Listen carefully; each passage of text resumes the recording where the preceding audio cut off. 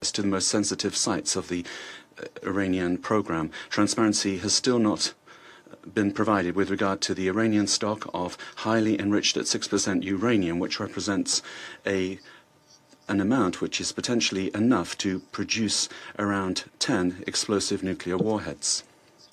The situation is such and so serious that last August we launched the procedure to re-establish the Security Council sanctions in response to the clear non-respect by Iran of its commitments. Over and above its nuclear program, it's also the ballistic program and the regional actions taken by Iran that continue to constitute sources of major destabilization. Iran is continuing also a policy of systematic destabilization in countries of the region through the support that it provides to its regional allies, be that Hamas, Hezbollah in Lebanon, the Houthis in Yemen, or previously the regime of Bashar al-Assad in Syria. We remain profoundly concerned by the suffering of the Iranian people, given the systematic and brutal repression that they have suffered for many years. For several weeks now, this people has seen an unleashing of unjustifiable state violence because it had the courage to demonstrate for a better life and for freedom. The Iranian people must be able to exercise their fundamental rights and must be able to freely decide their destiny. Mr. President, on the 28th of September, resolutions of this Council with regard to the Iranian nuclear program were re-established. These resolutions called upon Iran to suspend its enrichment activities of uranium, to cooperate with the IAEA with regard to its ballistic activities. The Council must ensure that these resolutions are implemented, also by ensuring that the 1737 Committee is functioning properly. Iran must commit, finally, to good faith negotiations with regard to its nuclear and ballistic program, and also with regard to its regional action. France, together with the E3, has been mobilized now for 20 years to find a negotiated diplomatic solution, the only thing that will solve this issue in a viable way. Together with our partners, we showed in 2015 with the JCPOA and Resolution 2231 of this Council that it was possible to reach an agreement. Today, still, the peaceful settlement of disputes must be our priority. We feel that an agreement is possible, and that's why Iran must seriously commit to negotiations to achieve this. We will remain available together with our partners to find a robust, verifiable and lasting solution that will guarantee that Iran never has a nuclear weapon. At this serious time, the Council must come together to call for de-escalation for respect of international law and search for a negotiated solution in order to re-establish lasting peace in the region. Thank you.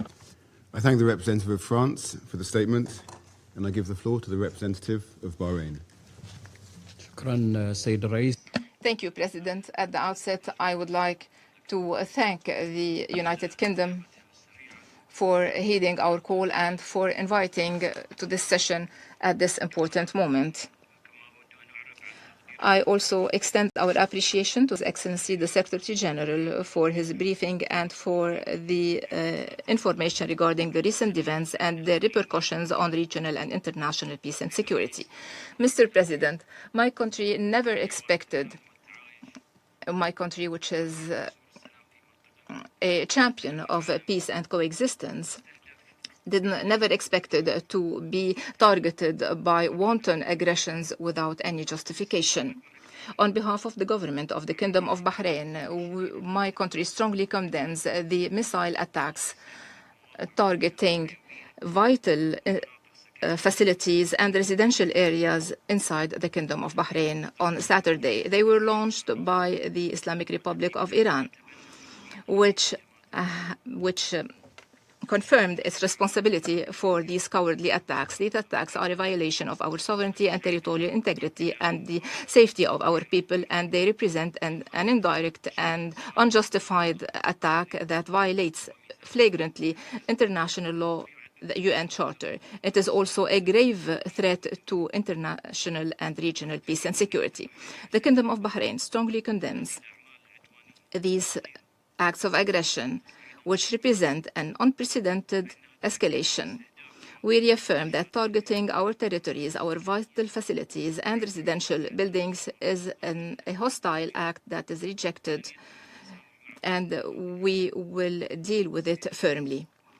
Mr. President, the Kingdom of Bahrain is today under attack that are part of the missile attacks targeting several sisterly states in the region in recent hours, including the United Arab Emirates, the State of Kuwait, the State of Qatar, the Kingdom of Saudi Arabia, besides targeting sites in Jordan and in the Syrian Arab Republic. These grave developments reflect an escalatory pattern targeting our collective security.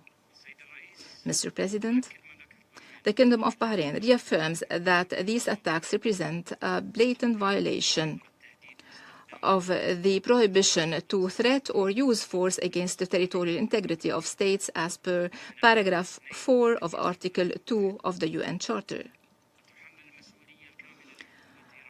We hold the government of Iran fully responsible for these attacks, and the Kingdom rejects any justifications or explanations aiming at justifying these hostile activities or to violate international law. We reaffirm our steadfast commitment to the principles and purposes of the UN Charter, and we reserve our full and inherent right to answer in a commensurate manner with the scope of these attacks and to take all measures necessary to re-establish our security, safety, to protect our territories, our citizens, and our residents, according to Article 151 of the UN Charter and pursuant to international law in coordination with our partners and allies. Mr. President, the Kingdom of Bahrain calls upon the Security Council to shoulder its responsibilities in confronting these grave violations and to adopting a firm position to end these hostilities, to condemn them and prevent their recurrence in a way that guarantees regional and international peace and security. Allow me now to deliver this statement on behalf of the GCC countries, the United Arab Emirates, the Kingdom of Saudi Arabia, the Sultanate of Oman, the State of Qatar, the State of Kuwait, and my country, the Kingdom of Bahrain, as well as on behalf of the Kingdom of Jordan and the Syrian Arab Republic. At the outset, and on behalf of the GCC countries, Jordan and Syria, I would like to thank you, Mr. President, for convening this session, and I thank the Secretary General for his briefing. And as stated in the letter addressed to the Presidency today, several missile attacks launched by Iran targeted the United Arab Emirates, the Kingdom of Saudi Arabia, the Sultanate of Oman, the State of Qatar, the State of Kuwait, and my country, the Kingdom of Bahrain, as well as the Hashemite Kingdom of Jordan and the Syrian Arab Republic, in a blatant violation of the sovereignty of these states and territorial integrity, and in a violation of their safety and in violation of principles of international law and the UN Charter. This represents a rejected escalation that threatens the security and stability of the region. These Iranian wanton and irresponsible actions also caused the injury of several residents and nationals in these countries and killed one civilian at least. They also damaged several facilities and civilian infrastructure, besides disrupting air navigation in the region, and also threatens to disrupt maritime navigation through the Hormuz Straits. This is a violation of international law and will have very grave international repercussions. Our countries reaffirm that these violations constitute a violation of the prohibition of the threat or use of force against the territorial integrity of states as per paragraph 4 of Article 2 of the UN Charter. We hold the government of Iran fully responsible for these attacks, and we reject any justifications or explanations to justify this hostile behavior or to manipulate rules of international law. We reaffirm that Article 51 of the Charter does not justify in any way these cowardly attacks. GCC countries strongly condemn and denounce this Iranian wanton aggression, and we reaffirm that targeting civilians and civilian infrastructure is condemned and rejected by all international and human standards. We reiterate our full solidarity with the sisterly countries that were targeted, and we stress that the security of the sisterly countries are part and parcel of our security, and that targeting any of these states means or represent a threat to the security and stability of the whole region, and we warn against the repercussions of this refused escalation. Mr. President, these Iranian attacks are not compatible with the good neighborliness principles, and they cannot be accepted in any way. We strongly reject using the territories of the countries of the region as a scene to score points or to expand the conflict, following the efforts made by the GCC countries, Jordan, and the region as a whole in order to facilitate dialogue between Iran and the international community in order to settle differences in peaceful means and to avoid escalation in the region. While the GCC countries reaffirm that their steadfast commitment to the purposes and principles of the UN Charter, they reserve their full and inherent right to self-defense pursuant to Article 51 of the UN Charter, and reserve the right to retaliate against this brutal attack in a commensurate manner and in line with international law. We reserve the right to take all necessary measures to restore security and stability and to protect our territories, our people and residents, and to guarantee our sovereignty, security, stability and national interests. Mr. President, in conclusion, the GCC countries appreciate all the positions supporting our sovereignty and security. We call upon the Security Council to shoulder all its responsibilities in confronting these grave Iranian violations and to take a firm stance condemning and refusing these unjustified and irresponsible attacks and preventing their recurrence in a way that guarantees regional and international stability and security. We call for containing this crisis to preserve the stability and security of the region, to protect its peoples, and to avoid a wider confrontation. Thank you, President. I thank the representative of Bahrain for the statement. I now give the floor to the representative of the Russian Federation. Mr. President, we'd like to thank the Secretary General for his briefing. First of all, I wish to express our firm rejection of the fact that the presidency today the meeting today is taking place under the agenda item, the situation in the Middle East. We wish to recall that Russia and China requested that it be held under the agenda item, threats to international peace and security. That request was also contained in the relevant letter of the Iranian colleagues. The aggression that Iran has been subjected to today threatens to lead to escalation in an already escalated region, and it could go far beyond its borders.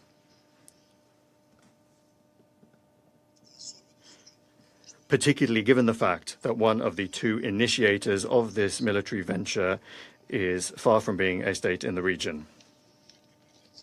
Attempts by the British presidency to artificially downplay the degree of danger of the current situation is simply unacceptable. The presidency also grossly scorned Russia and China's request to invite as a briefer to today's meeting the professor at Columbia University, Jeffrey Sachs. The British colleagues do everything they can to assert the importance of inviting representatives of civil society to Security Council meetings. That clearly does not apply to cases when world-recognized academics are going to present truth that is unacceptable to the Western governments. In recent hours, we have witnessed a further extremely dangerous ratcheting up of escalation in the Middle East. Early in the morning of the 28th of February, the United States and Israel began launching massive military strikes on the territory of Iran. It was declared that one of the aims of the attacks one of the targets were the senior political leadership of the country and also civilian nuclear facilities. In real time, we are getting reports from the Iranian authorities about casualties, including among the civilian population. More than 200 people have died in 24 provinces of the country. We were particularly aggrieved to learn of the strike on a girls' school in Minab, where it is reported that 85 children were killed. We sincerely express our sincere condolences to the family and loved ones of the victims, and we wish a swift recovery to the injured. Our country will do everything necessary to ensure the security and safety of Russian citizens that are on the territory of the Islamic Republic of Iran. Mr. President, Washington and West Jerusalem's actions are nothing other than yet another unprovoked act of armed aggression against a sovereign and independent UN member state in violation of the Charter of the organization and of the fundamental principles of international law. They are openly aimed at further interfering in the internal affairs of Iran and at destroying a state that has found disfavor with the West. The US and Israel's irresponsible step, reckless step, as we warned previously, has already led to a sharp escalation of the situation across the region. Bahrain, Jordan, Qatar, Kuwait, the United Arab Emirates, and Syria and Saudi Arabia have all been affected. And those countries that have repeatedly said to their American partners that they don't need this escalation in the Middle East. Moreover, the US and Israel military operation has been a betrayal of diplomacy. These countries once again are bringing to bear military force against Iran at the very height of negotiations, just as they did in June 2025. Just the day before yesterday, on the 26th of February in Geneva, there was the latest round of US-Iranian contacts with the facilitation of Oman. The Minister of Foreign Affairs of Iran, Abbas Araghchi, noted that an understanding and agreement had been reached to continue the dialogue.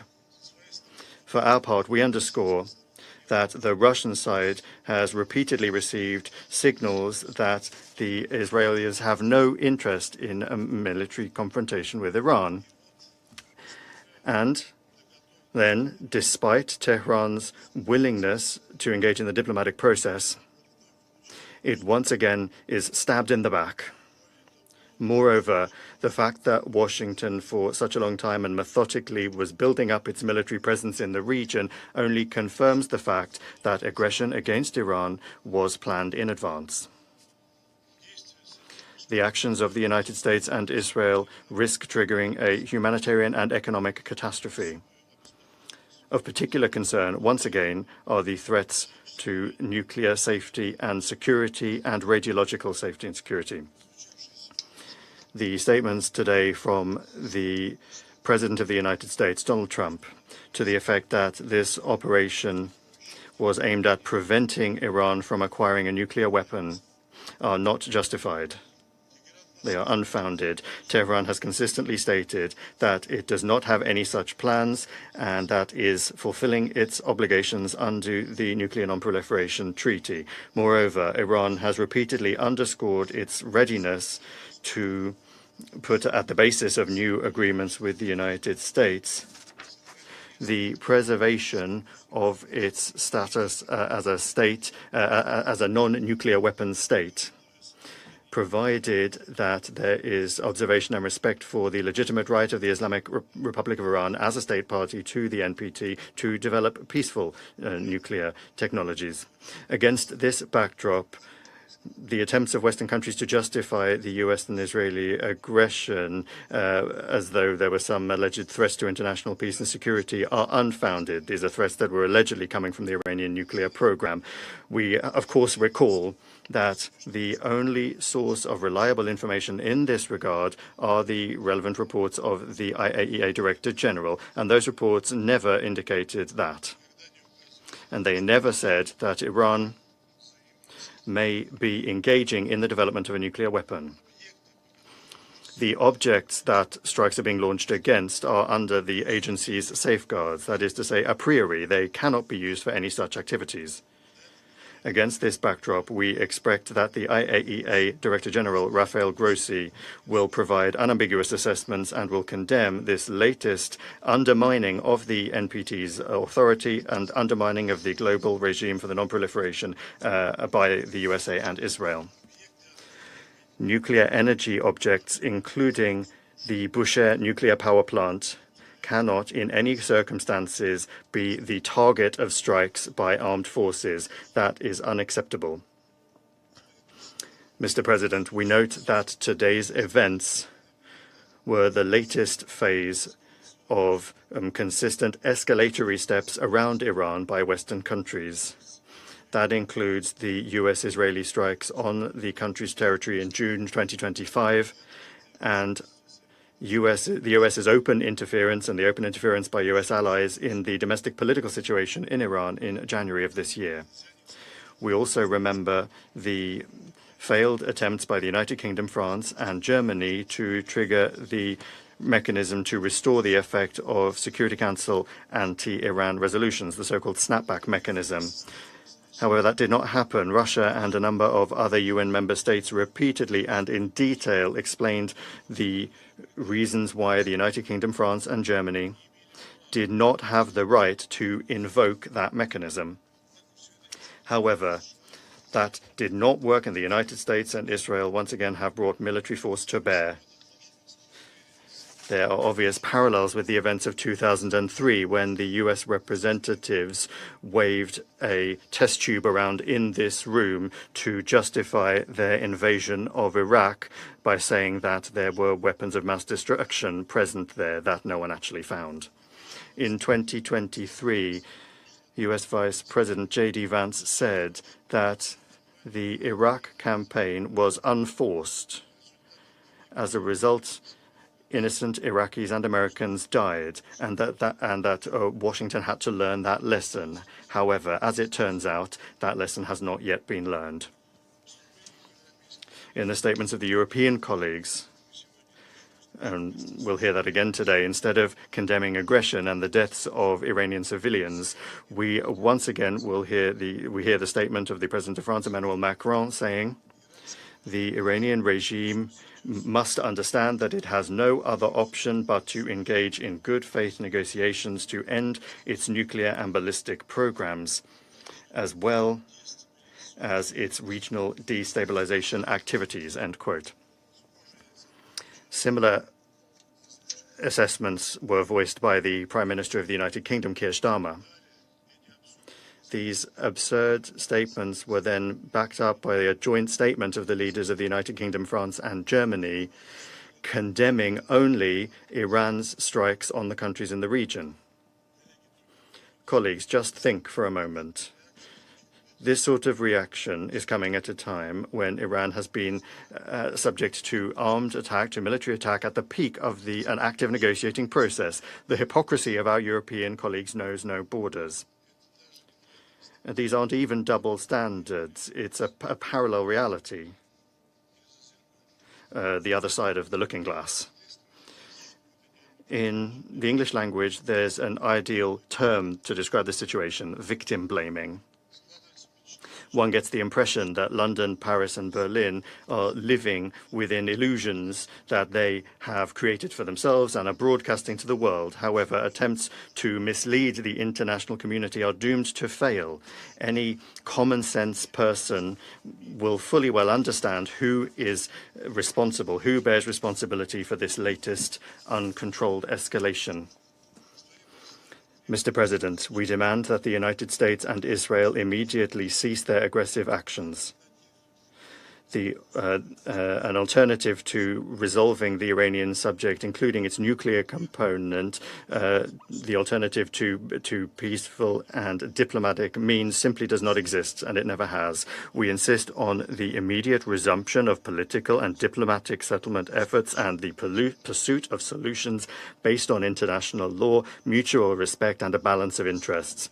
Russia unchangingly stands ready to provide all necessary assistance for that work. Thank you. I thank the representative of the Russian Federation for the statement, and I give the floor to the representative of China. Thank you, President.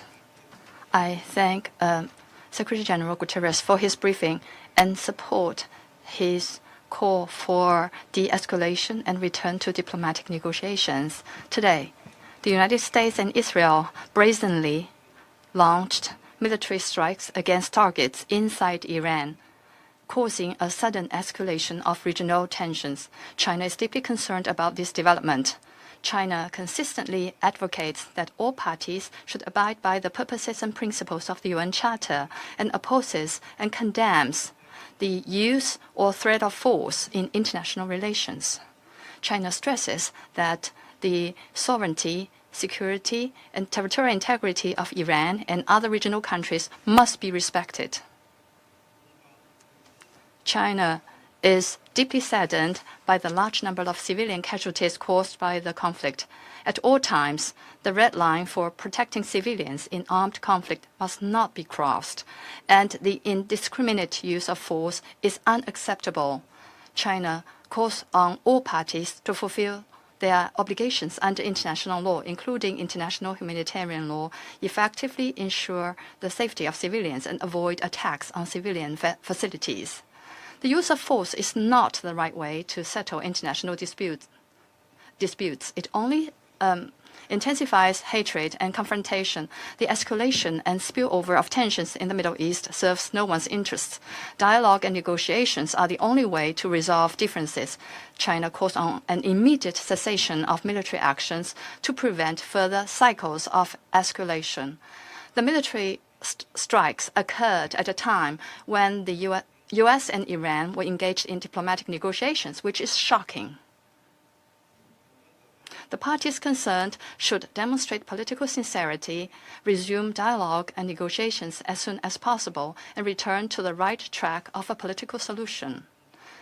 China stands ready to work with the international community to advance peace efforts and help restore peace and stability in the Middle East at an early date. I thank you, President. I thank the representative of China for the statement, and I give the floor to the representative of Colombia. Mr. President, I'd like to thank the United Kingdom in its capacity as President of the Security Council for the prompt convening of this emergency meeting at the request of several countries, including Colombia. We would also like to thank the Secretary General for the information shared, and we welcome the delegations participating at this meeting.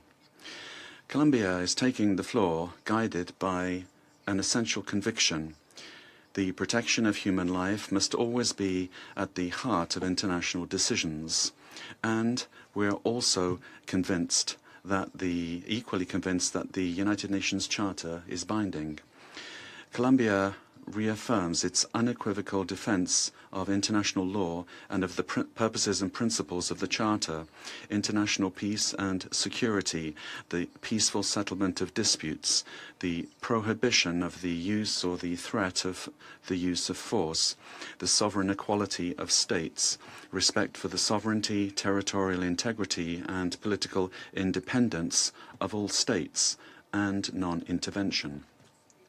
Mr. President, we are facing a serious military escalation that threatens to spill over into a regional confrontation with unpredictable consequences. The use of force and the logic of reprisals are substituting diplomacy, dialogue, and law.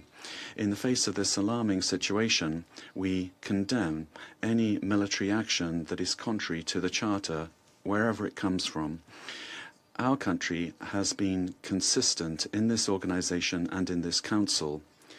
No state may unilaterally claim the right to attack another in order to impose regime change, and that principle does not depend on who the actor is, as it is a pillar of the international order. The prohibition of the use or threat of force enshrined in the Charter does not admit selective interpretations.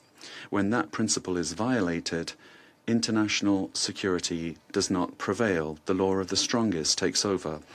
When force replaces law, the international order is weakened and barbarism takes its place, and the first to lose are civilians.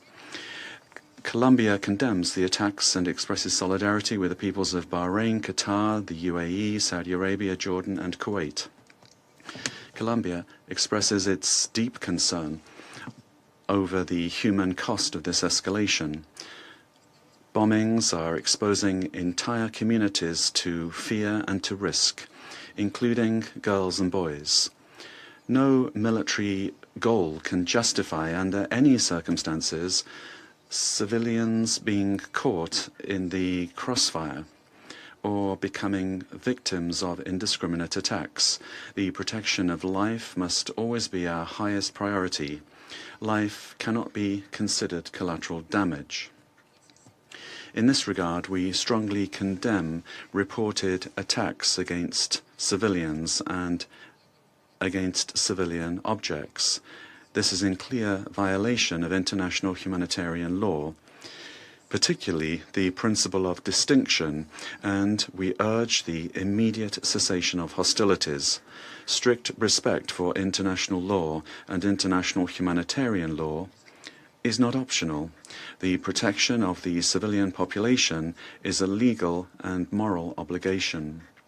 Mr. President, for these reasons, Colombia prioritizes dialogue and the peaceful settlement of disputes, not because we are naive, but on the basis of our experience, because we know that war does not resolve conflicts. On the contrary, it worsens them, it makes them more cruel, perpetuates them, and passes them on to future generations. Defending international law does not mean ignoring reality. Iran has international obligations that it must fully comply with, particularly in the nuclear and human rights fields. With regard to Iran's nuclear program, full, effective and transparent cooperation with the International Atomic Energy Agency is essential. Therefore, we call on Iran to return to the path of dialogue and negotiations in good faith, with a view to guaranteeing unrestricted access to nuclear facilities subject to monitoring and verification, and to resolving outstanding safeguards issues under the Treaty on the Non-Proliferation of Nuclear Weapons. Colombia reaffirms the universal goal of general and complete nuclear disarmament, and in that context we insist that Iran's nuclear program must be maintained exclusively for peaceful purposes in compliance with its international obligations. Collective security is not built with more weapons, but with more guarantees. Likewise, we join the urgent call of the IAEA for the parties to exercise restraint in the use of force, particularly against nuclear facilities, taking into account the enormous risks that such actions represent. Furthermore, Iran has the obligation to respect and guarantee the human rights and fundamental freedoms of its population, which are not a concession of the state. Much rather, these are rights that are inherent to human dignity.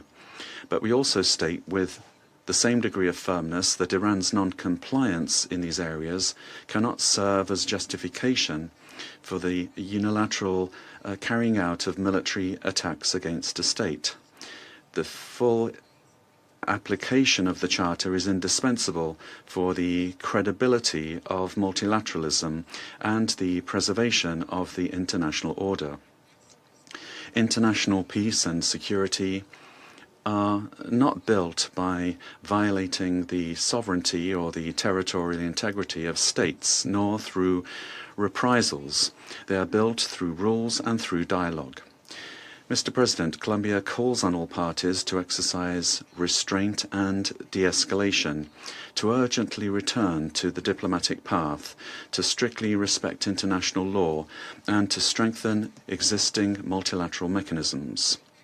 It is a priority to move forwards towards a framework for regional dialogue that allows us to address the underlying causes of instability in the Middle East. Therefore, we propose the convening of a peace conference for the region under the auspices of the United Nations in order to achieve sustainable political solutions.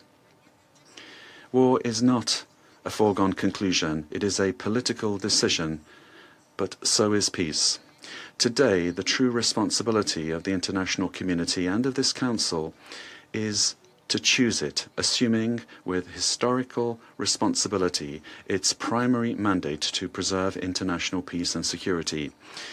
The United Nations organization cannot fall short of the gravity of this moment. It needs to choose to stop destruction before it becomes irreversible, and make space for diplomacy before it is too late. Thank you very much.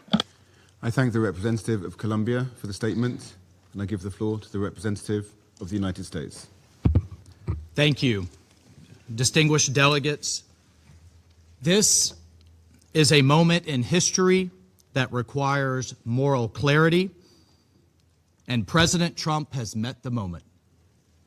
The most fundamental duty of any sovereign government is the protection of its people. Operation Epic Fury is directed towards specific and strategic objectives: to dismantle missile capabilities that threaten allies, to degrade naval assets used to destabilize international waters, and to disrupt the machinery that arms proxy militias, and to ensure the Iranian regime never, ever can threaten the world with a nuclear weapon. As President Trump said last night, for decades, the Iranian regime has willfully destabilized the world. It has killed American forces and citizens, threatened regional allies, and jeopardized the security of international shipping upon which the world depends. Its massive support for violent proxies, declared terrorist organizations, the Houthis, Hezbollah, Hamas, and others, has brought bloodshed and disorder across the Middle East for far too long. This is not speculation. We know this to be true, and our men and women have paid for the actions of this regime and the IRGC with their lives. No responsible nation can ignore persistent aggression and violence. The regime in Tehran has led attacks that have cost American lives. Hundreds of U.S. Marines in Lebanon, thousands of troops in Iraq. American hostage after hostage has suffered. Our ships fired upon dozens of times in the Red Sea. Iran has armed and financed militant organizations that undermine lawful governments and destabilize an already fragile region. Iran's continued pursuit of advanced missile capabilities, coupled with its refusal to abandon nuclear ambitions despite diplomatic opportunities, presents a grave and mounting danger.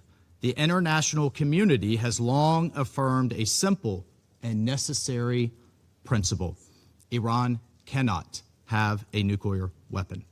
That principle is not a matter of politics, it's a matter of global security, and to that end, the United States is taking lawful actions. This body, the United States Security Council, has acted repeatedly on this threat. 20 years ago, starting in 2006, Resolution 1696 demanded that Iran suspend all uranium enrichment-related and reprocessing activities, invoking Chapter 7 of the UN Charter, and adopting a legally binding resolution. When Iran failed to comply, this council, followed with Resolution 1737, imposing mandatory sanctions, including bans on nuclear-related materials and technology, asset freezes on key individuals and entities linked to their nuclear program, and establishing a sanctions committee. Subsequent resolutions, 1747 in the year 2007, expanded arms embargoes and asset freezes. Resolution 1803 in 2008 tightened restrictions on dual-use goods and calling for the inspections of Iranian cargo. Resolution 1835 in 2008 reaffirmed the need for full compliance. And Resolution 1927 in 2010, which was the most comprehensive, banning ballistic missile activities, tightening the conventional arms embargo, targeting the IRGC and shipping lines, and prohibiting new Iranian banking relationships, built a robust multilateral framework to curb Iran's nuclear and missile pursuits. These measures, again, adopted under Chapter 7, represented the world's collective judgment that Iran's actions posed a threat to international peace and security. And despite numerous opportunities for an alternative path, Iran remained defiant. And the Security Council decided on September 19th of last year, 2025, to restore these measures, snap back sanctions, sending a clear message that the world will not acquiesce to threats and half measures, and Tehran would be held to account. On top of these actions by the UN, American diplomacy was attempted repeatedly and in good faith. President Trump, Secretary Rubio, our special envoys, Witkoff and Kushner, were relentlessly dedicated to diplomacy. But diplomacy cannot succeed where there is no genuine willingness to cease aggression, where there is no genuine partner for peace. As President Trump said today,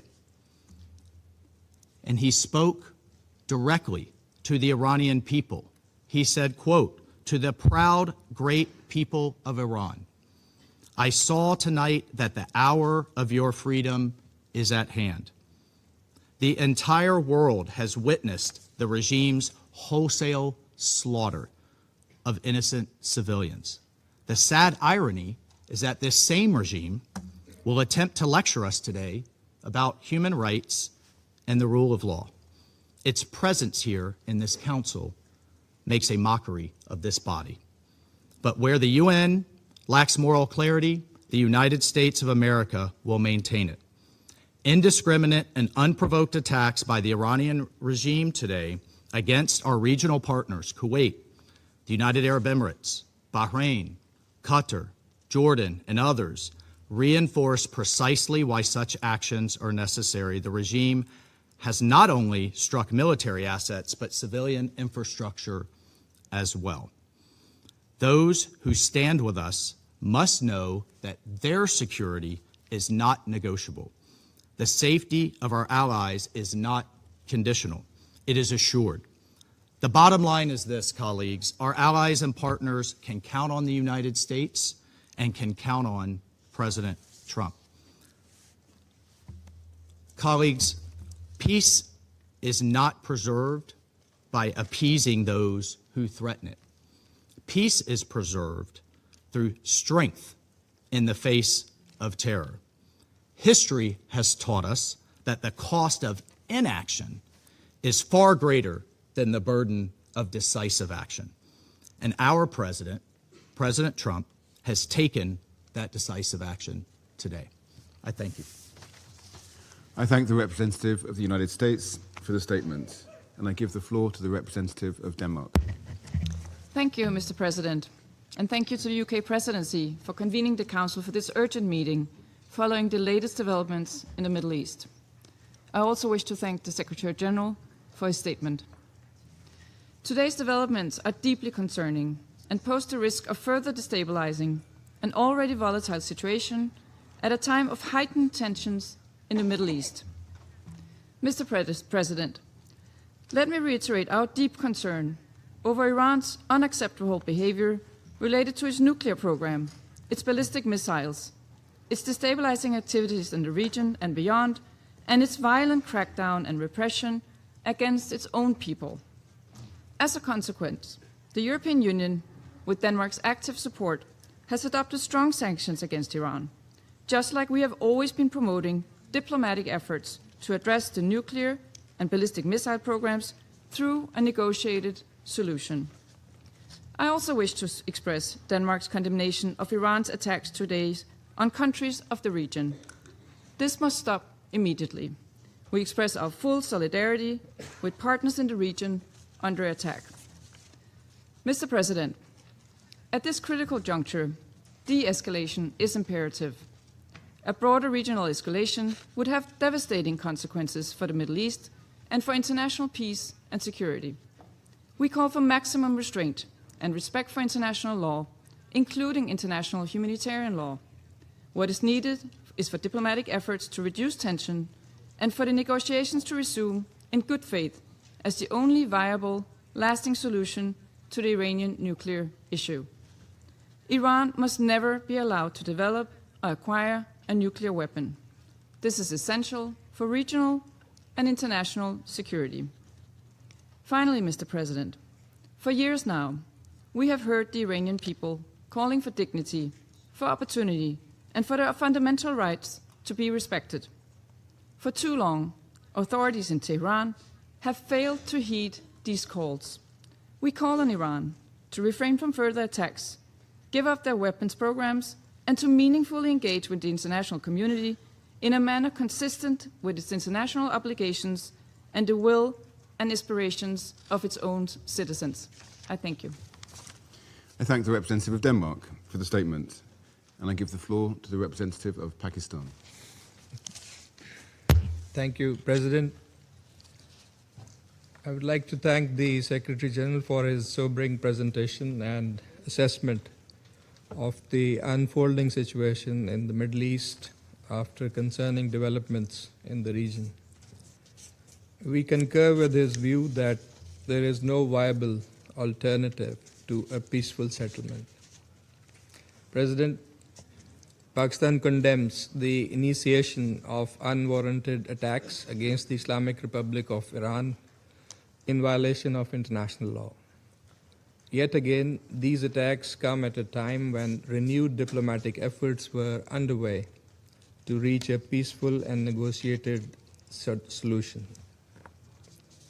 Such a course of action will undermine the peace and stability of the entire region with far-reaching consequences.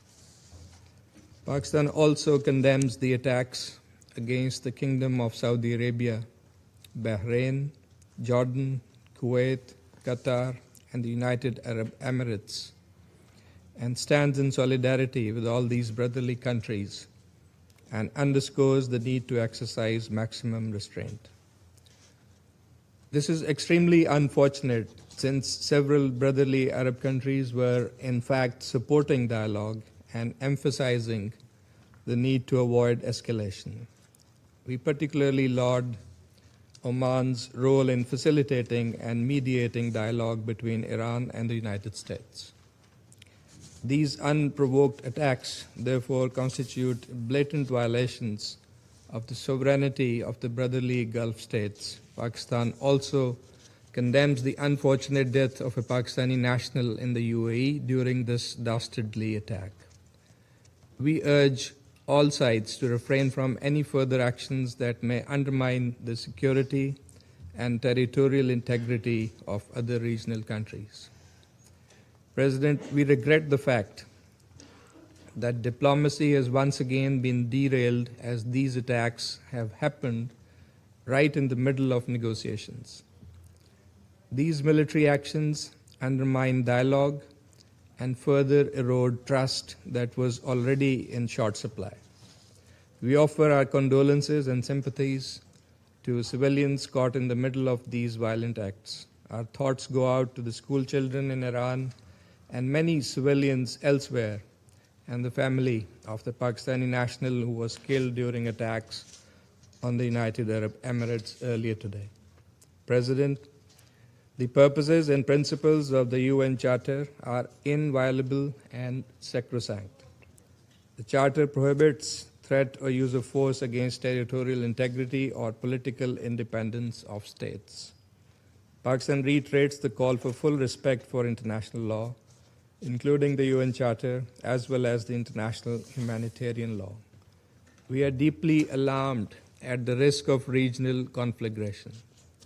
Safety and well-being of millions of our compatriots in the countries of the region is also top priority for Pakistan. Pakistan is maintaining close contact and coordination with brotherly neighboring countries, including at the leadership level. We are ready to extend our support towards peaceful resolution of outstanding issues. Pakistan has consistently advocated the primacy of peaceful settlement of disputes and the imperative of avoiding confrontation and conflict in a region already beset by tensions and volatility, as the Secretary General has also noted. Diplomacy and dialogue should be the guiding principles for achieving negotiated settlement of all contentious issues in accordance with the rights, obligations, and responsibilities of the parties concerned. Pakistan calls on all sides to immediately halt escalation and urgently resume diplomacy with a view to achieving a peaceful, negotiated resolution to this crisis. Thank you so much. I thank the representative of Pakistan for the statement, and I give the floor to the representative of Greece. Thank you, Mr. President, for convening this meeting at such a short notice. I would like also to thank the Secretary General for his briefing and his messages on respecting the principles of the UN Charter and his calling on de-escalation and the peaceful settlement of the situation. Mr. President, we express our deep concern following today's escalation. Our aim should be to return to substantial negotiations towards a peaceful settlement in line with international law and the UN Charter. As the Council meets in this critical moment, we would like to stress the following. First, restraint is imperative. The risk for a wider regional confrontation with potentially grave consequences for international peace and security is real. Absent a swift diplomatic solution, we might now face the consequences of prolonged crisis. All parties must therefore exercise restraint, prevent a further spiral of violence, and work urgently to reopen credible channels of dialogue. Our Prime Minister and Minister for Foreign Affairs are in constant contact with our partners in the region. We strongly condemn the Iranian strikes in Bahrain, Jordan, Kuwait, Qatar, Saudi Arabia, and the United Arab Emirates. Second, Greece has consistently expressed its strong concern regarding Iran's nuclear program. Iran must never be allowed to acquire a nuclear weapon. The accumulation of significant quantities of uranium enriched up to 60% by a non-nuclear weapon state raises serious proliferation concerns and has no credible civilian justification. Full cooperation with the IAEA and strict adherence to international obligations are indispensable. It is widely believed that strong, permanent, and verifiable oversight on Iran's nuclear and ballistic programs is a precondition for stability in the region. Diplomacy, grounded in verification and transparency, remains the only sustainable path forward. Third, maritime security in the Gulf, the Straits of Hormuz, and the Red Sea must be fully respected by all sides. Even more now, of all times, stability is of the utmost importance.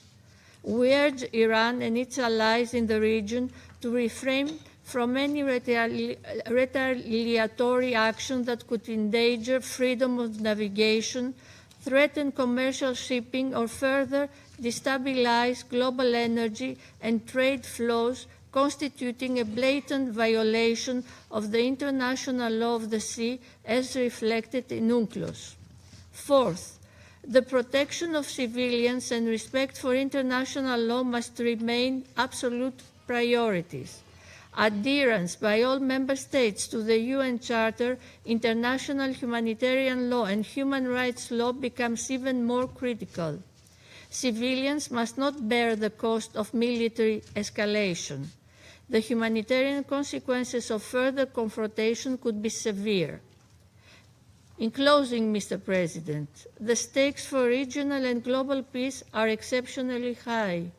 We urge Iran to immediately engage in meaningful and good faith negotiations with a view to achieving a durable, negotiated solution.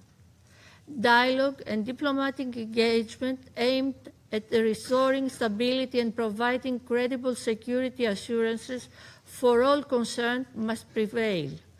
Failure is not an option. I thank you. I thank the representative of Greece for the statement, and I give the floor to the representative of Somalia.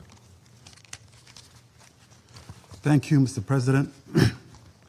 I have the honor to deliver this statement on behalf of the A3 members of the Security Council, namely the Democratic Republic of the Congo, Liberia, and my own country, Somalia.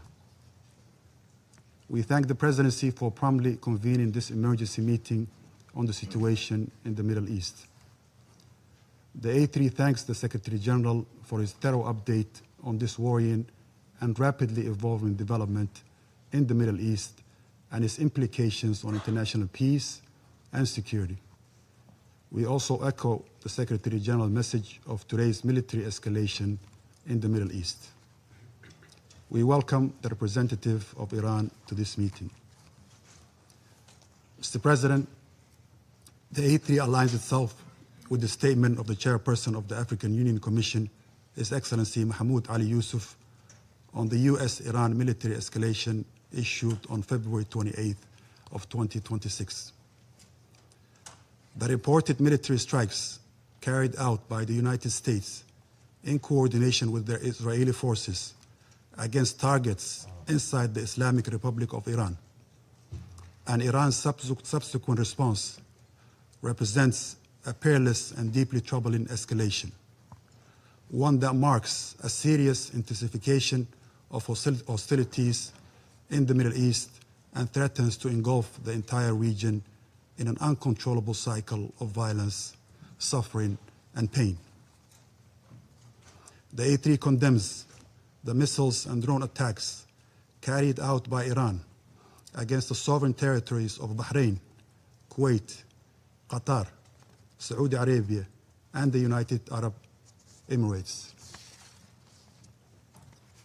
The A3 reiterates that all member states must respect their obligations under international law, including the Charter, which prohibits the threat of the use of force against the territorial integrity or political independence of any state or in any other manner inconsistent with the purposes of the United Nations. These actions risk further destabilizing the Middle East and underscore the urgent imperative to safeguard broader peace and internal stability, particularly as the geographic scope of military activity expands beyond the initial parties to the conflict. The A3 remains steadfast in its commitment to the fundamental principles of international law and the Charter of the United Nations. At the same time, the A3 recognizes the concerns of all states in the region, which must be addressed through dialogue and peaceful means in accordance with international law and the UN Charter.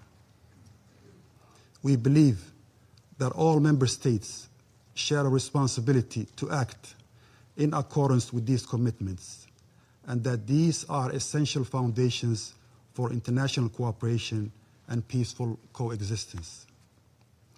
Mr. President, the A3 calls for restraint, urgent de-escalation, and sustained dialogue. All parties must act fully in accordance with international law and the United Nations Charter to safeguard international peace and security. Our position underscores the importance of dialogue, the peaceful settlement of disputes, and respect of international law.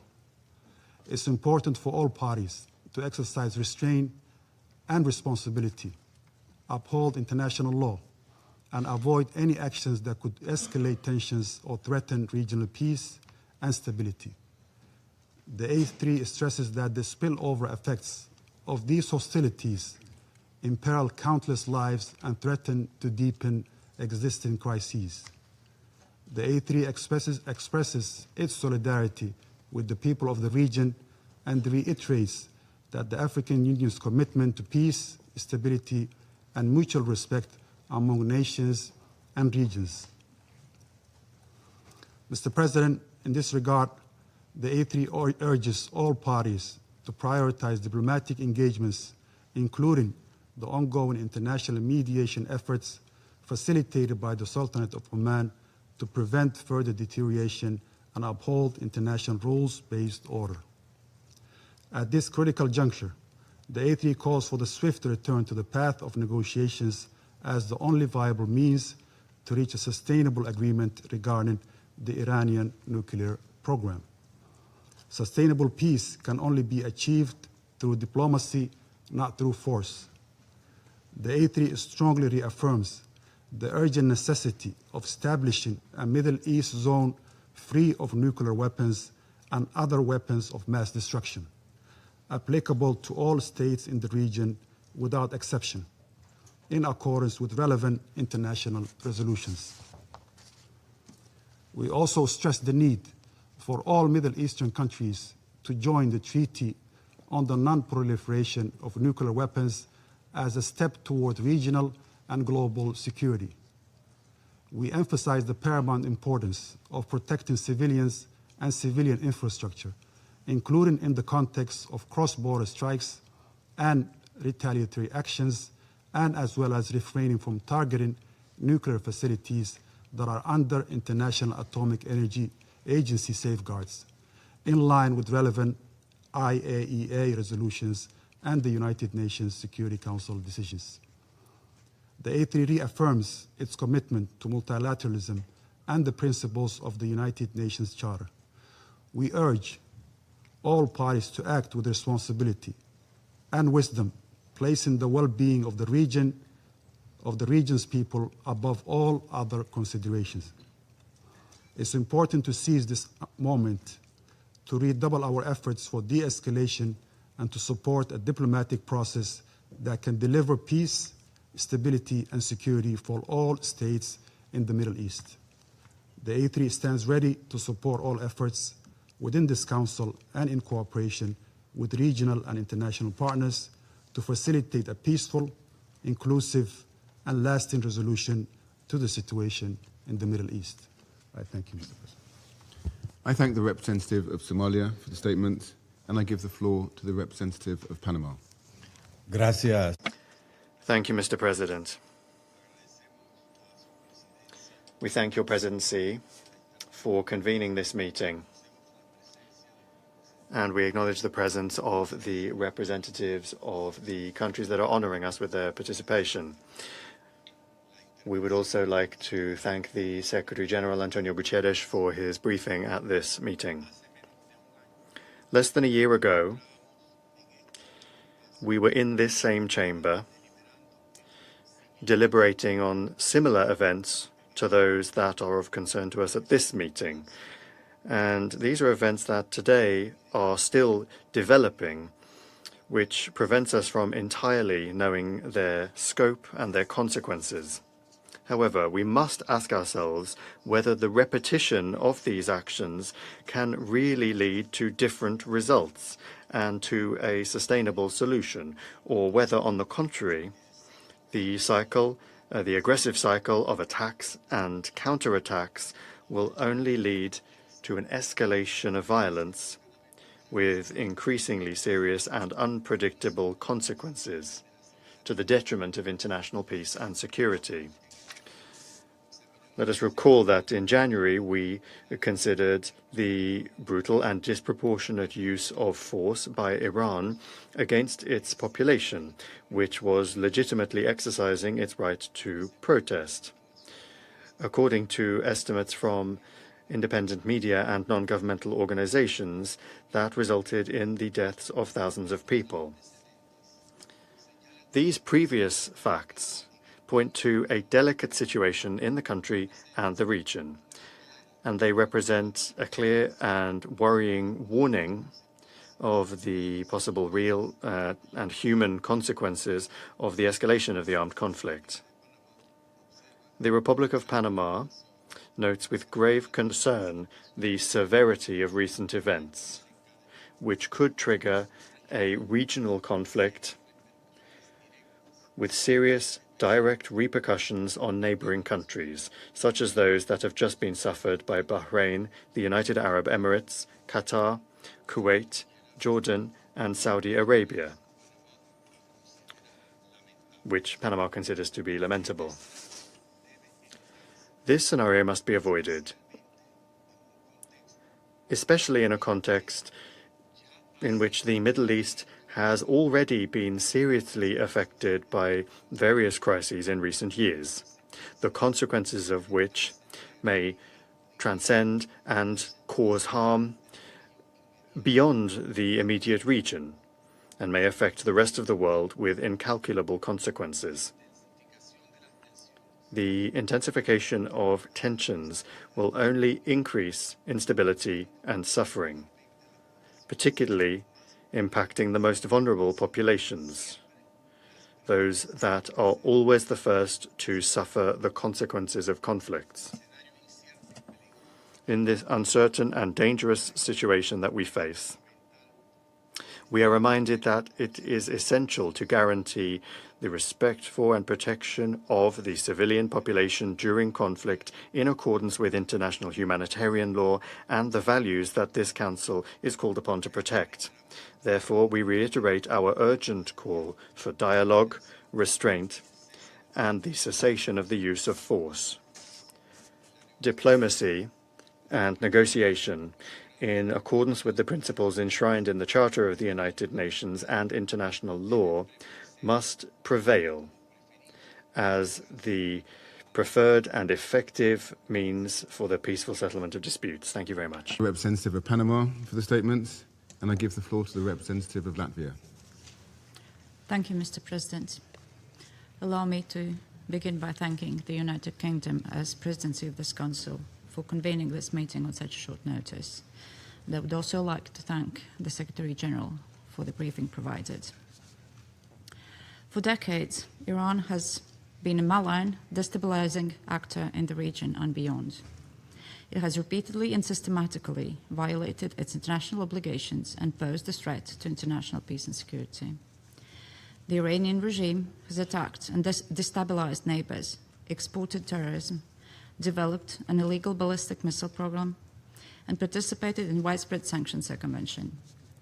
Iran has violated UN Security Council resolutions 1696, 1737, 1747, 1803, 1835, 1929, and this aggressive behavior is consistent. It spans decades. While international law must be respected at all times, the Iranian regime has continuously ignored its responsibilities and binding commitments under the JCPOA and the NPT. The regime has openly maintained its illegal nuclear program, despite repeated and genuine diplomatic engagement from the European Union, the UK, and the US. The IAEA Board of Governors has confirmed over the last 8 months that Iran is failing to engage and to grant monitors access to installations. And this is unacceptable. Iran must cease its illegal nuclear program, comply with its international obligations, and return to the negotiating table. For decades, Iran has maintained terror as its modus operandi. Iran has supported, armed, financed, and trained terrorist groups such as Hamas, Hezbollah, and the Houthis. It has enabled and emboldened attacks against countries near and afar. It has caused the death of thousands of civilians. It has promoted radicalization and the spread of terrorism, and undermined global energy and maritime security. Beyond the Middle East, Iran has directly supported Russia's war of aggression in Ukraine. More than 50,000 of the same Iranian Shahed drones, now striking numerous countries in the Middle East, have been transferred by Iran to Russia. Iranian weapons, Iranian technology have contributed to killing thousands of innocent Ukrainians And like Russia and Ukraine, Iran is now bringing terror to innocent civilians in the Gulf countries. Latvia stands with the brave people of Iran, brave people that have endured so much, decades of brutality and repression. Recently, this Council met to address the atrocities perpetrated by the Islamic regime against its own people in the streets of Iran. Latvia and the European Union have already imposed sanctions against the IRGC. The Iranian people must be able to determine their own future, free from violence and repression. Mr. President, Latvia joins the call for an immediate cessation of hostilities and urgent de-escalation. We call on all sides to protect civilians and avoid further escalation. Latvia condemns the unprovoked Iranian strikes against countries in the region, namely our fellow member of the Council, Bahrain, and Jordan, Kuwait, Qatar, Saudi Arabia, the United Arab Emirates. Strikes on these countries constitute a threat to regional and international peace and security, and we stand in solidarity with our partners. I thank you. I thank the representative of Latvia for the statement. I shall now make a statement in my capacity as the representative of the United Kingdom. I thank the Secretary-General for his briefing. Colleagues, this is a fragile moment for the Middle East. The United Kingdom played no role in the strikes against Iran. But we are under no illusion about the nature of the Iranian regime. The Iranian regime has murdered thousands of its own people simply for exercising their fundamental rights and freedoms. Iran has repeatedly ignored calls to find a durable and acceptable solution to the nuclear issue, while continuing to destabilize the region through its support to proxies and partners. We strongly condemn Iranian strikes across the region, including the attacks on a hotel in Dubai, the attack on Kuwait's civilian airport, and attacks on civilian targets in Bahrain. We extend our support and solidarity to all our partners, many of which are not parties to the conflict. Regional stability remains a priority. As my Prime Minister stated, UK forces are active and British planes are in the sky today as part of coordinated regional defensive operations to protect our people and regional partners, as the United Kingdom has done before and in line with international law. Reports of strikes on civilians and civilian infrastructure are deeply alarming. The protection of civilians and full respect for international law is critical. Iran must never be allowed to develop a nuclear weapon. That is why we, alongside our French and German partners, have continually supported efforts to reach a negotiated solution. We have always been clear that only a diplomatic solution can fully and sustainably address these threats. We want to see the swiftest possible resolution that ensures security and stability for the region. Iran must refrain from further strikes and its appalling behavior to allow a path back to diplomacy. We will continue to work with our partners to this end in support of peace and security and the protection of civilian life across the region. I resume my function as President of the Council. I now give the floor to the representative of the Islamic Republic of Iran. In the name of God, the compassionate and merciful, we appreciate the Secretary General for his briefing and his contribution to this meeting. We express our sincere appreciation to the Russian Federation and China for supporting the convening of this emergency meeting of the Security Council to address the manifest aggression committed by the United States and Israeli regime. I also thank those Council members, in particular China, Pakistan, and the Russian Federation, who have today taken principled position in condemnation this unlawful act. And it is regrettable that some members of this body, in a blatant double standard, disregarded the flagrant act of aggression committed by the US and Israel on Iran and condemn Iran for using its inherent right to self-defense under UN Charter. Mr. President, this morning the United States regime jointly and in coordination with the Israeli regime initiated an unprovoked and premeditated aggression against the Islamic Republic of Iran for the second time in the recent months, while deliberately attacking civilian populated areas in multiple large cities of Iran where millions of people reside. As a result of this brutal armed attack, hundreds of civilians have been killed and injured. The aggression and atrocious crime of the United States regime and the Israeli regime and the deliberate and persistent targeting of civilian infrastructure are going. In addition to the numerous civilian residential buildings, the aggressors have also targeted a school in the city of Minab, Hormozgan province, killing more than 100 children. The number of innocent civilians continues to rise. This is not only an act of aggression, it is a war crime and a crime against humanity. Yet today, once again, the representative of the United States, through a regrettable pattern, has attempted to distort facts and rely on misinformation to justify the blatant aggression of the United States and Israel against my country.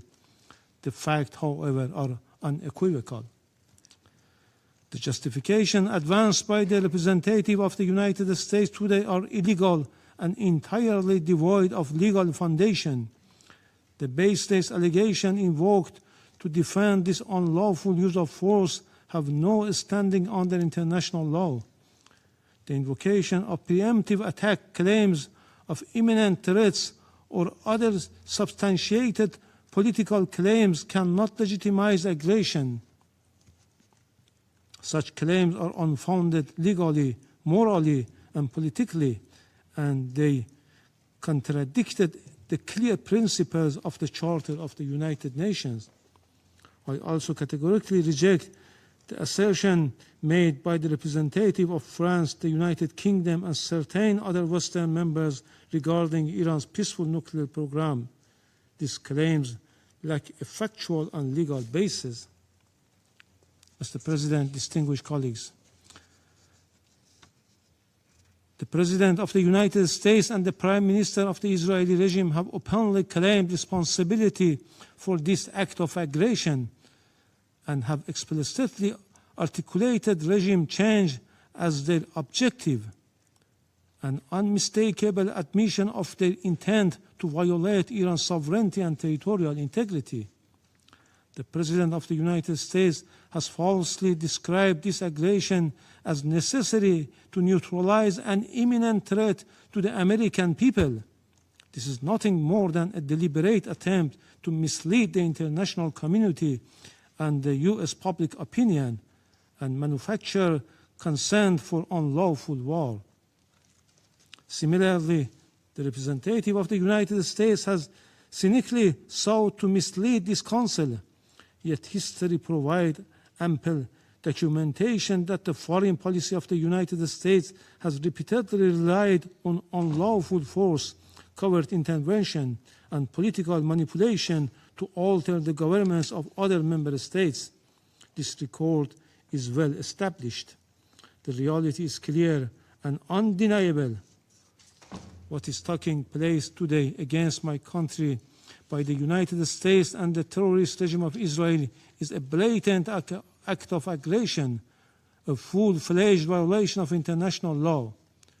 No justification, no accusation, no narrative of disinformation can legitimize or excuse this manifest crime and aggression.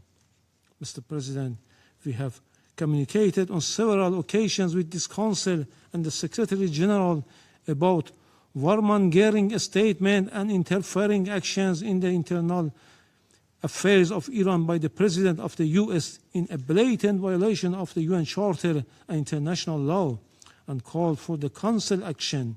Regrettably, all were unanswered. The issue before the Council is straightforward.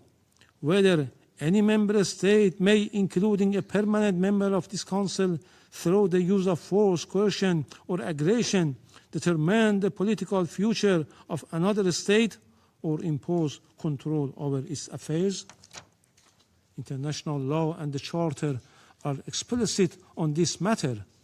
Article 2, paragraph 4 of the Charter categorically prohibits the threats of use of force against the territorial integrity or political independence of any state. Mr. President, against this backdrop, I would like to make the following points. 1. What is occurring against my country is a clear act of aggression. It is an open armed aggression against the Islamic Republic of Iran. The United States and Israel war today is not merely a war against Iran. It is a war against the Charter of the United Nations, a war against international law, and a war against the international legal order upon which the United Nations and the Security Council have been built for over 8 decades. As the Charter affirms, the United Nations was established to save succeeding generations from a scourge of war. The Charter, adopted in 1945, is founded upon this fundamental principle. Members shall refrain from threat or use of force in international relations. The sole exception is the inherent right of self-defense under Article 51, and only in the event of an armed attack.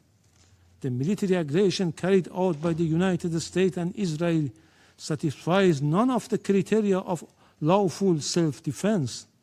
Accordingly, the action of the United States and Israel constitute a manifest violation of Article 2, a peremptory norms and a fundamental principle of international law accepted by all member states. Neither the Charter nor international law recognize internal matters of states as justification for the use of force by other states. Were this otherwise, no international legal order could endure. The rule of law would be replaced by the rule of force. 2. In responding to aggression and large-scale war, the Islamic Republic of Iran is exercising its inherent and lawful right of self-defense under Article 51 of the Charter of the United Nations. The armed forces of the Islamic Republic of Iran are utilizing all the necessary defensive capabilities and means to confront this criminal aggression and deter the hostile acts. Consequently, all bases, facilities, and assets of the hostile forces in the region shall be regarded as legitimate military objective within the framework of Iran's lawful exercise of self-defense. Iran will continue to exercise its right of self-defense decisively and without hesitation until the aggression ceases in full and unequivocal terms. 3. Iran remains firmly committed to respecting the sovereignty and territorial integrity of its neighboring countries. Under no circumstances will we target the sovereignty, people, or interests of our neighboring countries in the Persian Gulf.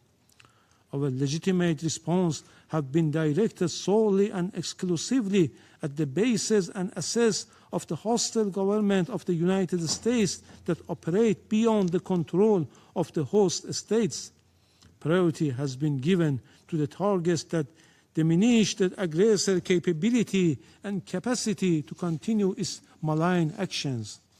We had previously and formally conveyed this warning to the Secretary General and the Security Council. 4. Despite continuous U.S. hostile policy, we were sincerely and seriously pursuing the path of diplomacy and dialogue to reach a just, fair, and sustainable agreement.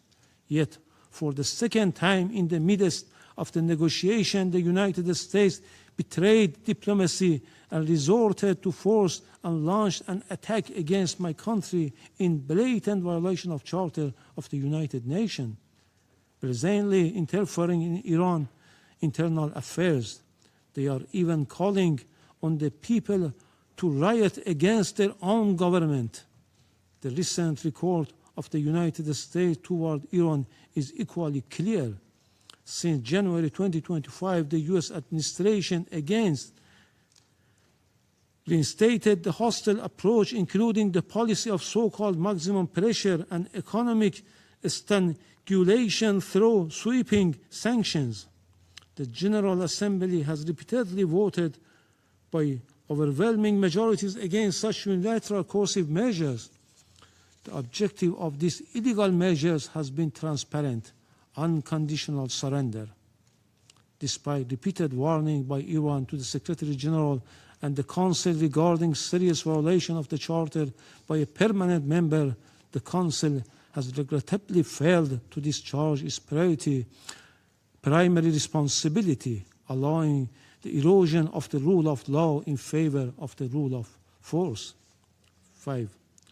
Just as the Israeli regime succeeded in dragging the United States into the quagmire of war with Iran, the United States in turn is deliberately seeking to expand the scope of the conflict by exploiting spaces in the Persian Gulf region. The hostile U.S. government dream of swallowing Iran and forcing the Islamic Republic of Iran into submission will never be realized. This war, before being a contest of military equipment and advanced technologies, is a battle of wills, and in that battle, the Islamic Republic of Iran will prevail. Furthermore, the Islamic Republic of Iran has repeatedly affirmed its commitment to diplomacy and negotiation. However, it will never submit to pressure, coercion, or force. Diplomacy has rules and principles. It cannot coexist with aggression. 6. The duty of Council members is to defend international law and specifically the Charter. They are not called upon to judge the political system of states, nor to determine whether military aggression or economic siege leads to freedom or domination. Expression of concerns and empty condemnation are not sufficient. The Council must act. Pursuant to Article 39 of the Charter, the Security Council must immediately determine the United States and Israeli regime have committed an act of aggression and demand the immediate cessation of its unlawful use of force, including any explicit or implicit threats against Iran, and require binding assurance of non-repetition. Affirm that the United States and Israeli regime bear full international responsibility for all materials and moral damage inflicted upon the infrastructure and facilities of the Islamic Republic of Iran and are obligated to provide full reparation. Let me conclude, Mr. President, with a simple and undeniable truth. Israel and the United States have attacked Iran. They have violated international law and the Charter of the United Nations. They must be held accountable. So long as this aggression continues, Iran will continue to exercise its inherent right of self-defense firmly, proportionately, and without hesitation until the aggression ends. The Security Council must act now and stop this act of aggression immediately. Silence is complicity in this crime. I thank you. I thank the representative of the Islamic Republic of Iran for the statement, and I give the floor to the representative of Israel. Mr. President, for 47 years, the Islamic regime in Iran has led crowds in chanting, March bar Israel, March bar America. Mr. Iravani, do you want to translate these chants? Your leaders have been chanting it for years in public events, in your parliament. March bar Israel, March bar America. They mean death to Israel, death to America. Israeli and American flags were painted on roads so they could be trampled. Our flags were burned in public squares. This is not the anger of a radical fringe. It is state-sanctioned hatred. And while those march bar chants echoed, uranium was enriched, centrifuges span, missiles were built, facilities were buried deep underground. It was never just empty rhetoric. It was preparation for action. But today, alongside our ally, the United States, we act to stop it. Israel stands before you today having acted with the United States to confront and stop an existential threat before it became irreversible. The operation targets nuclear infrastructure, ballistic missile sites, the machinery of repression that fuels terror across our region. We did not act of impulse. We did not act of aggression. We acted out of necessity because the Iranian regime left no reasonable alternative. This joint effort will continue for as long as the threat remains. We thank President Trump and acknowledge the close cooperation between Israel and the US, which has brought the alliance between our countries to an all-time high in peace and in war. Let us be clear about what we are confronting. This regime has built nuclear weapons in blatant disregard of international law and UN resolutions. It has brutally murdered its own citizens and crushed dissent. It's happened now as we speak in cities in Iran. It has expanded missile arsenals and armed proxies across the region. It has openly declared its intention to erase Israel from the map. Now, as it faces consequences, it is launching missiles and drones across the region, endangering the UAE, where a Pakistani citizen, unfortunately, was killed. Jordan, Kuwait, Bahrain, Qatar, Iraq. As we speak, in the last hour, a rocket targeted the city of Tel Aviv. Civilians, they don't target military bases. Civilians struck a building in Tel Aviv. An innocent woman was killed, and 21 people were injured. This is a regime that destabilizes wherever it reaches. It spreads violence outward while crushing freedom at home. It is not reacting. It is expanding. It is a machinery of radicalism that does not recognize borders. Mr. President, diplomacy was exhausted. Iran was required to stop enriching uranium, stop heavy water projects, stop developing nuclear-capable missiles, and allow full inspections. Iran did none of it. Instead, it fortified its nuclear facilities so we cannot get to them, accelerated missile production, and continued to fund terror. Since the last operation in the summer, they spent billions on their proxies. The resolutions were clear. The strategy was just as clear. Delay, delay, delay. But we will not be played. And it's simple what they were planning. They were building the means to corner us, to force an irreversible reality with our backs against the wall. That is not a future Israel will accept. No responsible nation should.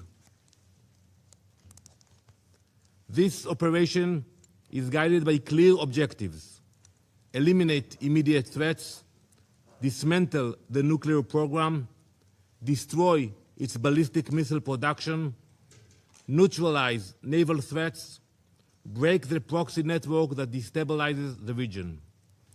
The operation was carried out in order to protect the people of Israel within the framework of the ongoing armed conflict between Israel and Iran, in line with the UN Charter and in accordance with international law. Our forces stand ready to stop extremism armed with nuclear weapons.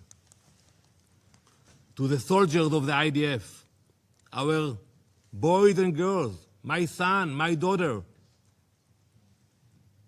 we salute you. You stand like lions defending our people. An entire nation stands behind you. We have heard the condemnation from few member states, from the Secretary General, but we all know that escalation did not begin today. It began when Iran armed proxies and exported terror, expanded missiles and drones, advanced its nuclear program in violation of its commitments, turned on its own people, beating, imprisoning, executing. Where was the outrage of the UN? Where were the consequences? Now, Israel acts to prevent an irreversible threat, and the condemnation is immediate. This is the definition of hypocrisy. Some call this aggression. We call it necessity. We call it survival. Mr. President, history has taught us never to ignore those who openly call for our destruction.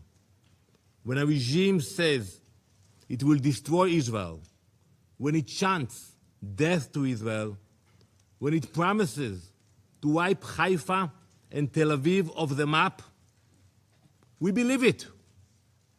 We genuinely believe it when we see those hundreds of ballistic missiles that they are launching to Israel. We believe the threats. We do not ignore them. We do not gamble with our survival. We act. Now let me address the brave people of Iran. You are not our enemies. This operation is not directed at you. It is directed at a regime that has silenced you, imprisoned you, and invested in missiles and uranium while your economy suffers. You deserve better. It is this regime, the Basij, the Revolutionary Guard, who have dragged your country into isolation. The world does not fear a free Iran. It fears a radical regime armed with nuclear weapons and driven by extremism. Your future should not be defined by those who chant for death. As President Trump has said, the Iranian people deserve dignity, security, and the chance to shape their own destiny. We are thinking about you. You are seen. You are not alone. The future of Iran belongs to its people. We stand with you. Mr. President, this week, Jewish families all around the world celebrate Purim. Many Israelis will do so now in a bomb shelter. The story of Purim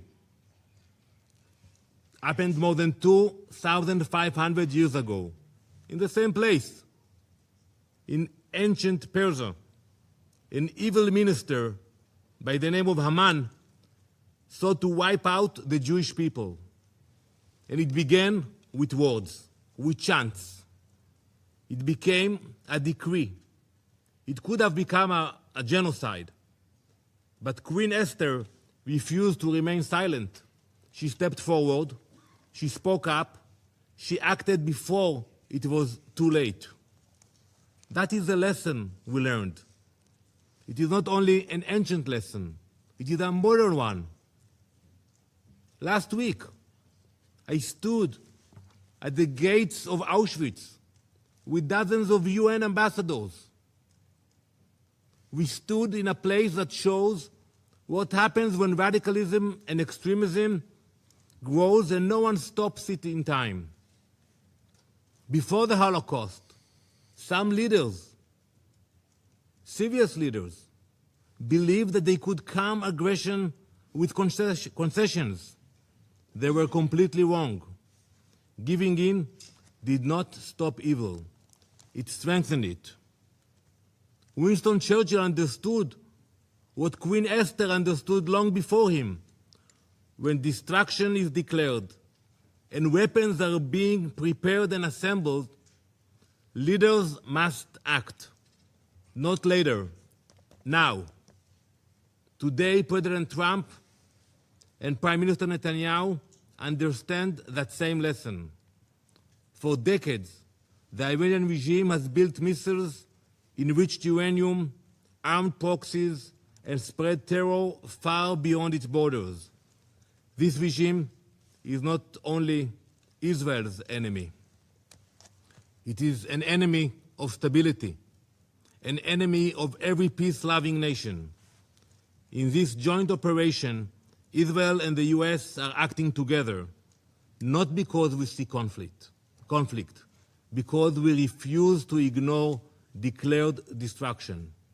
We are stopping extremism before it becomes unstoppable. We will ensure that no radical regime armed with nuclear weapons and ballistic missiles can threaten our people or the entire world. Thank you, Mr. President. I thank the representative of Israel for the statement.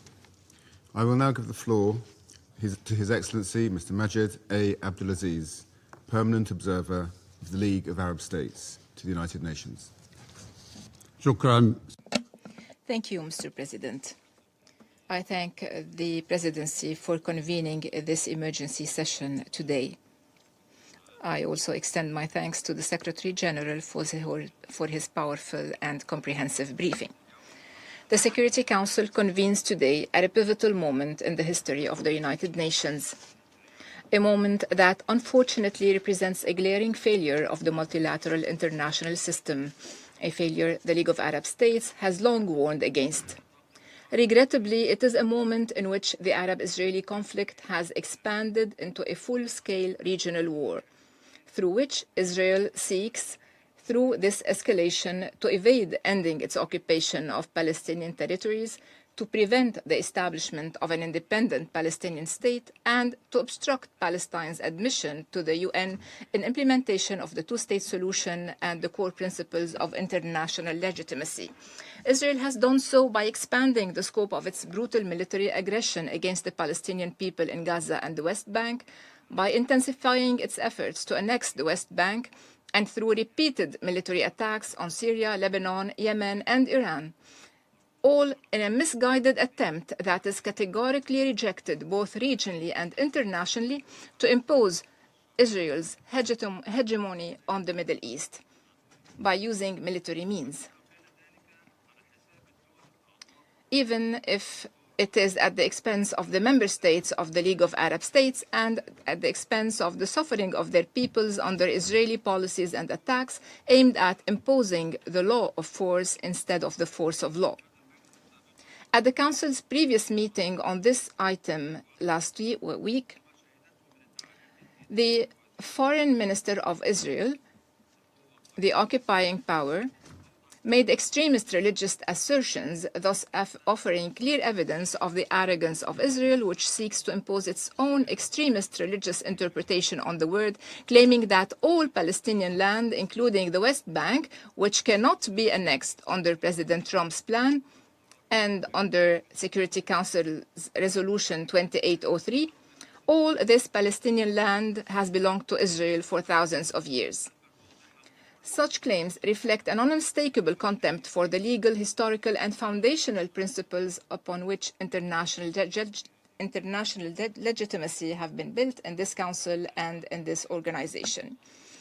Despite the announcement 2 days ago in Geneva that negotiations between the United States and Iran on the Iranian nuclear file has made some progress, Israel has blatantly disregarded all these developments in pursuit of narrow, self-serving interests. It has launched a wanton military attack at dawn today against the Islamic Republic of Iran, claiming that the attack was intended to prevent Iran from acquiring nuclear weapons.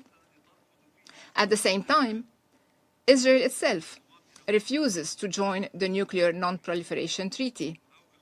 It refuses to subject its nuclear facilities to the IAEA's comprehensive safeguards regime, and it refuses at the same time to attend the United Nations Conference on the establishment of a Middle East zone free of nuclear weapons and other WMDs. That conference, held for the seventh consecutive year at the United Nations last November,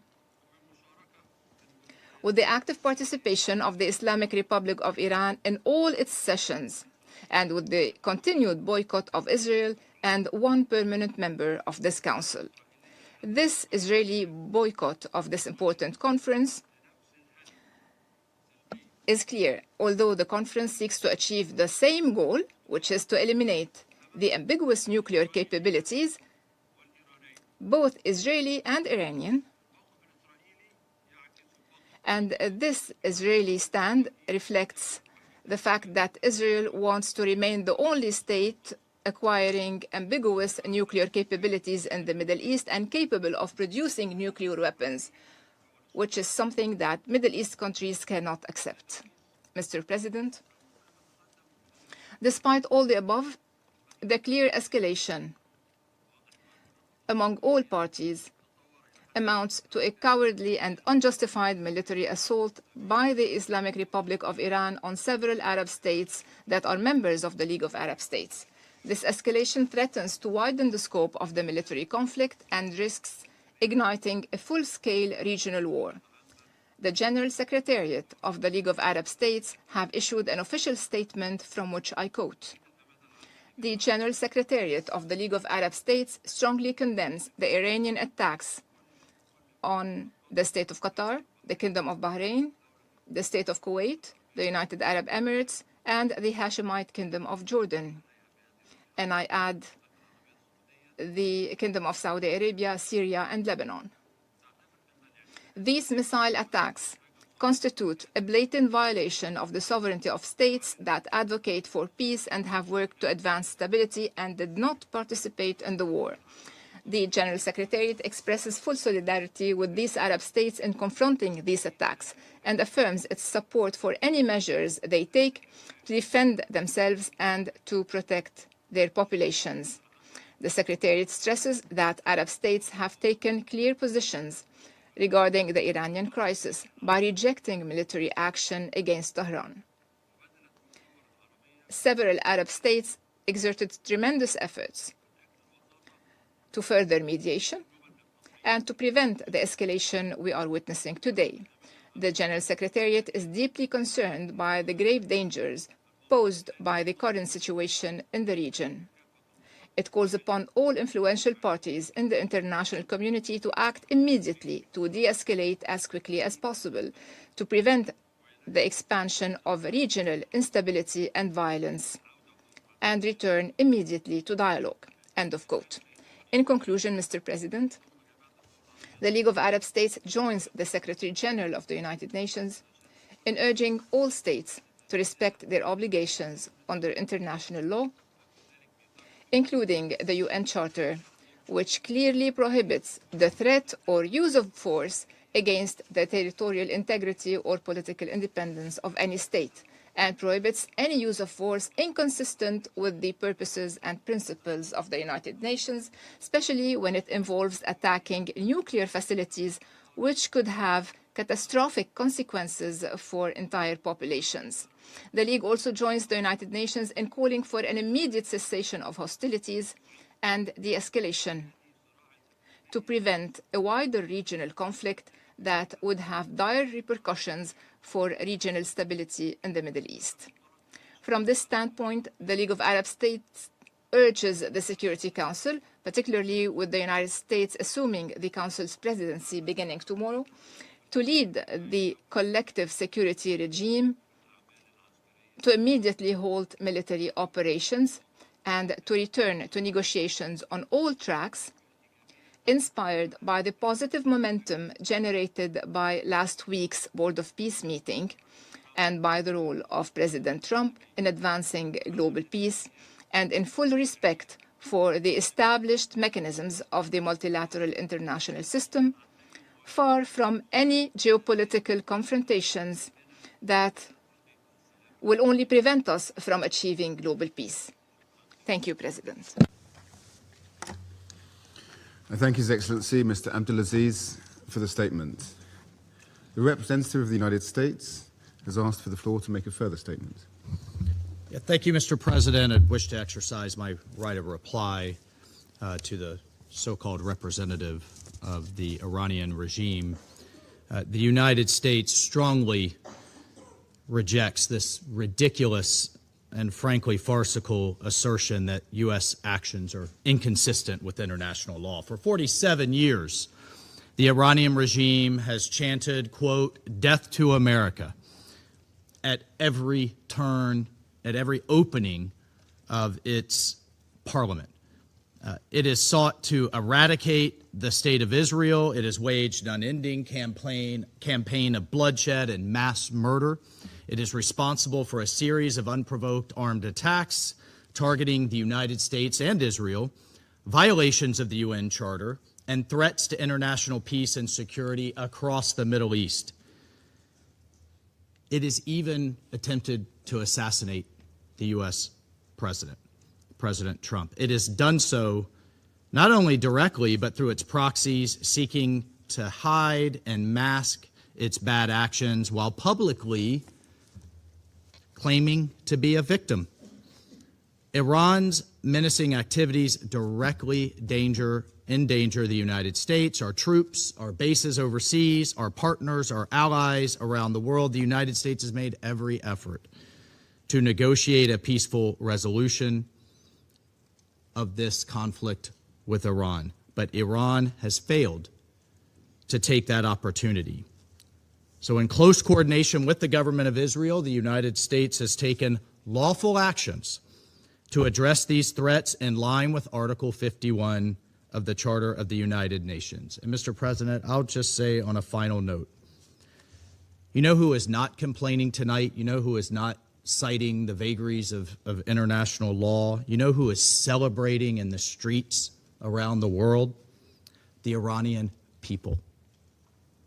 Mr. President, maybe, perhaps just maybe, they will finally be free. I thank you. I thank the representative of the United States for the statement. The representative of Bahrain has also asked for the floor to make a further statement. I give them the floor. Thank you, Mr. President. I apologize for taking the floor once again. I would like to reread a paragraph from the statement of the GCC countries, Jordan and Syria. Accurately, it is as follows, and I quote, "As we have pointed out in the letter addressed to you today, a number of Iranian missile attacks have targeted today the UAE, the Kingdom of Saudi Arabia, the State of Qatar, the State of Kuwait, and my country, the Kingdom of Bahrain, and the Hashemite Kingdom of Jordan, and the Syrian Arab Republic, in a flagrant violation of the sovereignty and territorial integrity of these countries." I thank you.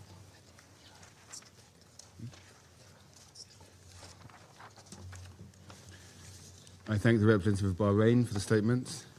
The representative of Iran has asked for the floor to make a further statement. Thank you. I have one word only. I advise to the representative of the United States to be polite. It will be better for yourself and the country you represent. Thank you. The representative of the United States has asked for the floor to make a further statement. Frankly, I'm not going to dignify this with another response, especially as this representative sits here in this body representing a regime that has killed tens of thousands of its own people and imprisoned many more simply for wanting freedom from your tyranny. Thank you, Mr. President. Okay. There are no more names inscribed on the list of speakers. Before adjourning the meeting, as this is really the last meeting of our presidency in the month of February, I would just like to express my thanks on behalf of the delegation of the United Kingdom to members of the Council, the Secretary General, and members of the Secretariat for all their support this month. The meeting is adjourned.